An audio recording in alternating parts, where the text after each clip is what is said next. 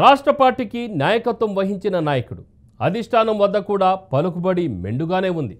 ఆ నియోజకవర్గాన్ని పార్టీకి కంచుకోటగా మార్చారు. తాను మాత్రమే కాదు, తన సతీమణిని కూడా మరో నియోజకవర్గంలో గెలిపించుకున్నారు. ప్రస్తుతం రాష్ట్ర మంత్రిగా కొనసాగుతున్న ఉత్తమ్ కుమార్ రెడ్డికి హుజూర్ నగర్లో ఎలాంటి పరిస్థితి ఉంది?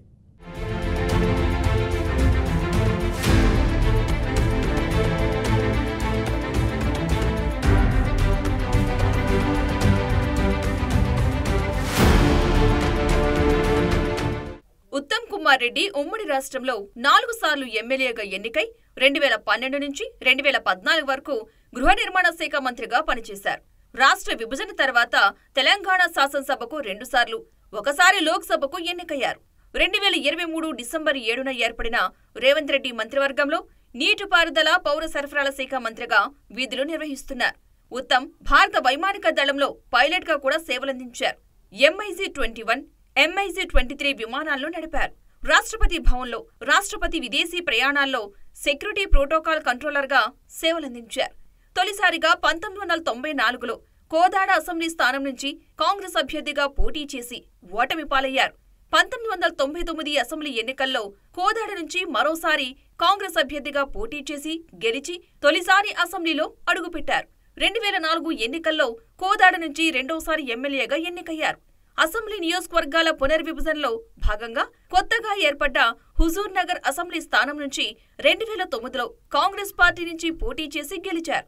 కిరణ్ కుమార్ రెడ్డి మంత్రివర్గంలో 2012 నుంచి 2014 వరకు గృహ నిర్మాణ శాఖ మంత్రిగా పనిచేశారు.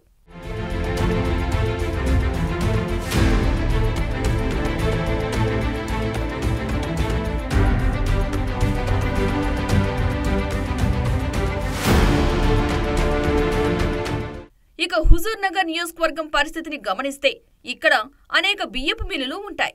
సిమెంట్ పరిశ్రమలకు ఈ ప్రాంతం పెట్టింది పేరు. అనేక సిమెంట్ కంపెనీలు కార్యకలాపాలు సాగిస్తున్నాయి.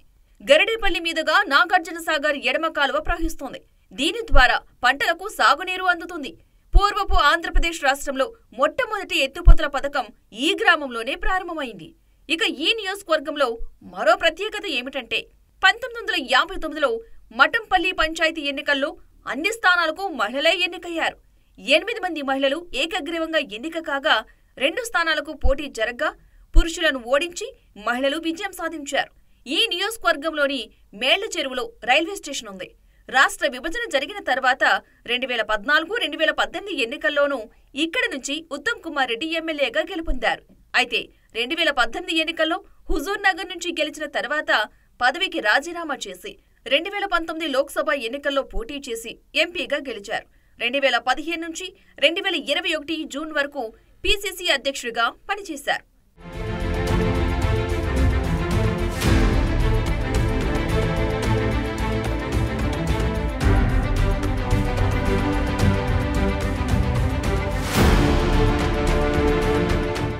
గత ఏడాది జరిగిన ఎన్నికల్లో హుజూర్ నగర్ నుంచి ఎమ్మెల్యేగా గెలిచి రేవంత్ రెడ్డి మంత్రివర్గంలో నీటిపారుదల పౌర సరఫరాల శాఖ మంత్రిగా కొనసాగుతున్నారు.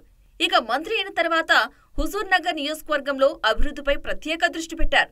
ఒకేసారి 40 కోట్ల నిధులను మంజూరు చేయిస్తూ ప్రభుత్వం నుంచి ఉత్తర్వులు జారీ చేయించారు. రాష్ట్ర పంచాయతీరాజ్ గ్రామీణాభివృద్ధి చేపట్టిన నూతన రహదారుల నిర్మాణంలో భాగంగా విడుదలైన ఉత్తర్వుల్లో హుజూర్ నగర్ తో పాటు కోదాడ నియోజకవర్గానికి చెందిన గ్రామీణ ప్రాంతాల్లో 37.60 కిలోమీటర్ల మేర నూతన రహదారుల నిర్మాణాలు చేపడుతున్నారు. నియోజకవర్గానికి 25 కోట్ల నిధులు మంజూరు కాగా ఉత్తమ్ పద్మావతి ప్రాతినిధ్యం వహిస్తున్న కోదాడ నియోజకవర్గానికి 15 కోట్ల నిధులు మంజూరు చేయించారు. హుజూర్ నగర్ నియోజకవర్గ పరిధిలోని గ్రామీణ ప్రాంతాల్లో 23.90 కిలోమీటర్ల మేర అంతర్గత రహదారులు నిర్మించనున్నారు. హుజూర్ నగర్ నియోజకవర్గ పరిధిలోని గడ్డపల్లి బరేల్ గ్రౌండ్ నుంచి బొలిశెట్టిగూడెం మీదుగా కొనాయిగూడెం వరకు 7 కిలోమీటర్ల దూరం నిర్మించనున్న బీటీ రోడ్కు 7.20 కోట్లు మంజూరు చేశారు. గరిడేపల్లి నుంచి సీతారాం తండా వరకు 5 కిలోమీటర్లకు 5.10 కోట్లు, నేరేడుచర్ల మండలం దిర్సించర్ల నుంచి ముత్యాలమ్మ కుంట మీదుగా చిట్టివారిగూడెం వరకు 2.90 కిలోమీటర్లకు 3.20 కోట్లు, మఠంపల్లి మండలం కామాక్షికుంట తండా నుంచి చెన్నాయిపాలెం వరకు 2 కిలోమీటర్లకు 2.20 కోట్లు మంజూరు చేశారు. ఈ సంవత్సరం కాలంలో ఉత్తమ్ కుమార్ రెడ్డి గారు ఈ హుజూర్నగర్ నియోజకవర్గంలో అనేక సేవా కార్యక్రమాలు చేయడం జరిగింది. అవి వేల కోట్లతో తీసుకొచ్చి అభివృద్ధి కార్యక్రమాలని చేస్తూ ఉన్నారు. ఫర్ ఎగ్జాంపుల్ చూసుకుంటే గత 10 సంవత్సరాల క్రితం ఉత్తమ్ కుమార్ రెడ్డి అంటే 2014కి ముందు ఎమ్మెల్యేగా ఉన్నారు, మంత్రిగా ఉన్నారు. తెలంగాణ రాష్ట్రం ఏర్పడిన తర్వాత రామసాంగుట్ట దగ్గర డబుల్ బెడ్రూమ్ ఇల్లుని ఆయన శంకుస్థాపన చేయడం జరిగింది మంత్రిగా ఉన్న టైంలో. 10 సంవత్సరాల టీఆర్ఎస్ కాలంలో ఆ యొక్క డబుల్ బెడ్రూమ్ని ఎవరు కూడా వాటి వస్తున్నారు, ఇది చేద్దాం అది చేద్దాం అని చెప్పేసి జగదీష్ రెడ్డి గారు మంత్రిగా ఉన్నప్పుడు వచ్చారు. తర్వాత కేటీఆర్ గారు వచ్చారు, సీఎం గారు దృష్టికి పోయింది. అందరూ కూడా ఎవరు కూడా పట్టించుకునే పరిస్థితి లేదు. కానీ ఈరోజు చూసినట్టయితే ఆ యొక్క రామసాంగుట్ట దగ్గర మోడల్ కాలనీ ఏ విధంగా ఉందంటే చాలా అద్భుతంగా ఉంది. అంటే ఉత్తమ్ కుమార్ రెడ్డి గారే దాన్ని శంకుస్థాపన చేయడం జరిగింది. ఉత్తమ్ కుమార్ రెడ్డి గారే దాన్ని ఎస్టాబ్లిష్ చేయడం కూడా జరుగుతూ ఉంది. 79 కోట్లతోటి ఈ మధ్య కాలంలో ఉంది. నాకు పోయి చూశాను, చాలా అందంగా అద్భుతంగా తయారైంది. ప్రతి ఒక్కటి కూడా 100 కోట్లతోటి వేగవంతంగా చాలా చక్కగా పనిచేస్తున్నారు. వారి యొక్క పనితీరు చాలా మెచ్చుకోదగ్గది. గతంలో ఎమ్మెల్యేగా ఉన్నప్పుడు కూడా ఎన్నో అభివృద్ధి కార్యక్రమాలు చేశారు. ఇప్పుడు ఈ ప్రభుత్వం కాంగ్రెస్ ప్రభుత్వంలో సంవత్సర కాలంలోనే 100 కోట్లతోటి హుజూర్నగర్ నియోజకవర్గాన్ని ఐటీ కాలేజీ కానీ, డిగ్రీ కాలేజీలు కానీ, విద్యాపరంగా, వైద్యపరంగా, రోడ్ల పరంగా, మోడల్ కాలనీ పరంగా ప్రతి ఒక్కరికి, పేద ప్రజలందరికీ కూడా మంచి జరిగేలా ప్రతి ఒక్క కార్యక్రమాన్ని కూడా అతను వేగవంతంగా చేస్తున్నారని చెప్పవచ్చు. మా ఎమ్మెల్యే నల్లమాద ఉత్తమ్ కుమార్ రెడ్డి గారు మా యొక్క నియోజకవర్గం చాలా అభివృద్ధి చెందుతుంది. ఆయన యొక్క పనితీరును చూసి ఈ యొక్క నియోజకవర్గం ప్రజలందరూ కూడా ఆయనకు పట్టం కట్టారు.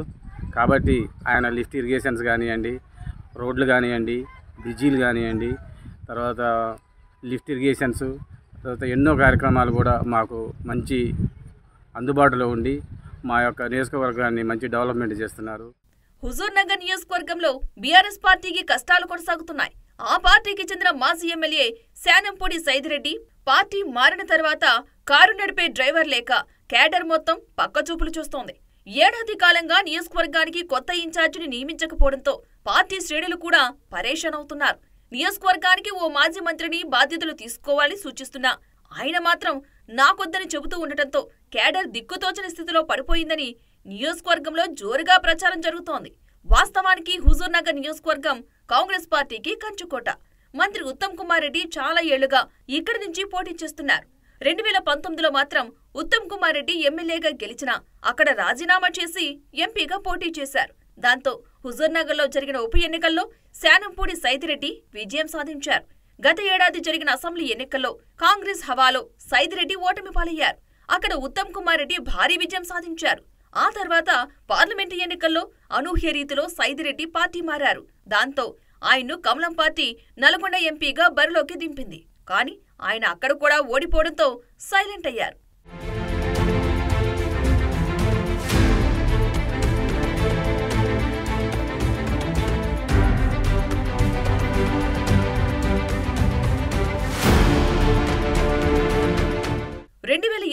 అసెంబ్లీ ఎన్నికల తర్వాత హుజూర్నగర్లో గులాబీ పార్టీ చాలా గట్టి పరిస్థితి ఎదుర్కొంటోంది.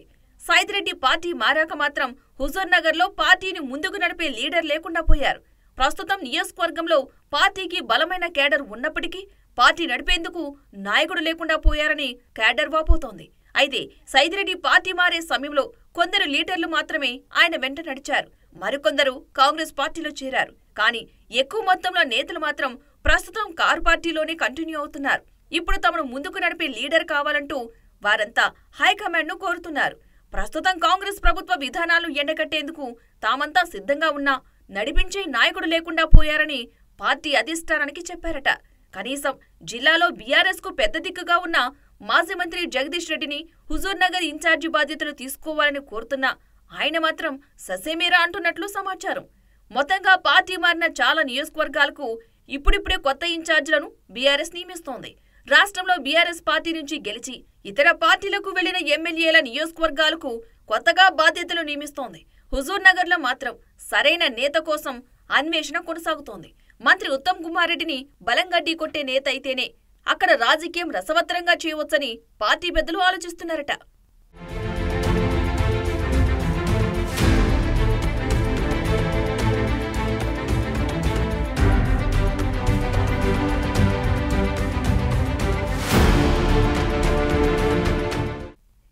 గతంలో పోడు భూమి సమస్యలతో అనేక మంది గిరిజనులు గత ప్రభుత్వంపై పోరాటాలు చేశారు. కానీ వారి పోరాటాలు ఫలితం లేకుండా పోయాయి. ఇండ్ల పట్టాల విషయంలోనూ చాలా మంది ప్రజలు ఎదురుచూస్తున్నారు. ఇక స్థానికంగా సిమెంట్ కర్మాగారాల నుంచి వెలువడే కాలుష్యంతో ప్రజలు తాము ఎదుర్కొంటున్న ఇబ్బందులకు పరిష్కారం కోరుతున్నారు. పార్టీలోనూ ప్రభుత్వంలోనూ పలుకుబడి కలిగిన నాయకుడిగా 2 నియోజకవర్గాలను నడిపిస్తున్న మంత్రి ఉత్తమ్ ఈ సమస్యలకు ఏ విధమైన పరిష్కారం చూపిస్తారో. ఉత్తమ్ కుమార్ రెడ్డికి కలిసొచ్చిన అంశాలు: మొదటి నుంచి కాంగ్రెస్ పార్టీ బలంగా ఉండటం, అనేకసార్లు గెలిచిన నాయకుడిగా పేరు ఉండటం, రాష్ట్రంలో మంత్రిగా చేయడం, పీసీసీ అధ్యక్షుడిగా ఉండటం, గెలిస్తే మళ్లీ మంత్రవుతారన్న నమ్మకం ఉండటం, పార్లమెంటు సభ్యుడిగా గెలిచి అందుబాటులో ఉండటం, అభివృద్ధి పనుల కోసం నిధులు తెస్తారన్న నమ్మకం. ఉత్తమ్ కుమార్ రెడ్డికి ప్రతికూల అంశాలు: భార్యాభర్తలు ఇద్దరు ఎమ్మెల్యేలుగా పోటీ చేయడం, ఇతరులకు రాజకీయంగా అవకాశం ఇవ్వకపోవడం, 10 ఏళ్ల క్రితం కట్టిన ఇందిరమ్మ ఇళ్లు నిరుపయోగంగా ఉండటం, సిమెంట్ కంపెనీలకు ఇచ్చిన పోడు భూముల గురించి మౌనం, సిమెంట్ కంపెనీల్లో స్థానికులకు ఉద్యోగాలు రాకపోవడం.